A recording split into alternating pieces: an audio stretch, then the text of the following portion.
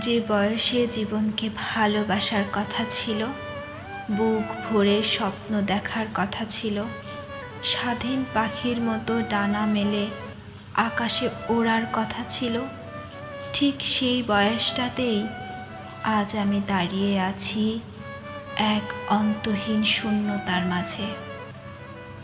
সবাই বলে এটা নাকি জীবনের সবচেয়ে সুন্দরতম সময়, অথচ আয়নার সামনে দাঁড়ালে যে মুখটা ভেসে ওঠে তাতে কোনো তারুণ্যের দীপ্তি নেই, আছে কেবল ক্লান্তি, একরাশ হতাশা আর দীর্ঘদিনের না বলা কষ্টের গভীর ছাপ।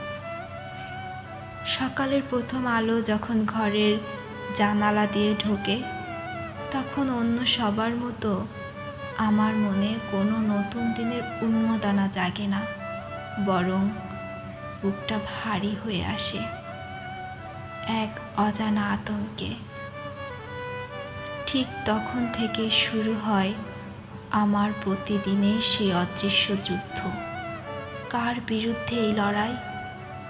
কোনো বাইরের শত্রুর সাথে তো নয়, এই যুদ্ধ আমার নিজেরই সাথে, আমার নিজের ছায়ার সাথে, আমার ভেতরকার ভেঙে পড়া মানুষটার সাথে।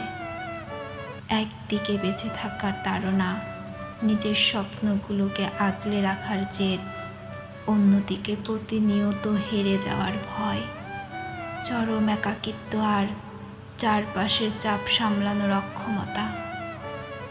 এই লড়াইয়ের কোনো শব্দ নেই, কোনো রণকৌশল নেই, এখানে কেউ ঢাল নিয়ে লড়ে না, বুক পেতে দেয় নীরবতা।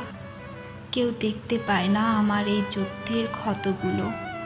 বাইরের পৃথিবীর কাছে আমি হয়তো একদম স্বাভাবিক, হাসি খুশি কিংবা গোছানো এক মানুষ, কিন্তু কেউ কি কোনোদিন জানতে চেয়েছে এই হাসির আড়ালে প্রতিদিন আমার ভেতরটা ঠিক কতটা পুড়ে ছাই হয়ে যাচ্ছে? যে বয়সে মানুষের ভুল করার অধিকার থাকে, স্বপ্ন দেখার স্বাধীনতা থাকে, সেই বয়সে এসে আমাকে প্রতি মুহূর্তে নিখুঁত হওয়ার অভিনয় করতে হয়। নিজের ইচ্ছেগুলোকে নিজের হাতে গলা টিপে মারতে হয়। না বলা কথাগুলো বুকের গভীরে জমা হতে হতে আজ পাথর হয়ে গেছে।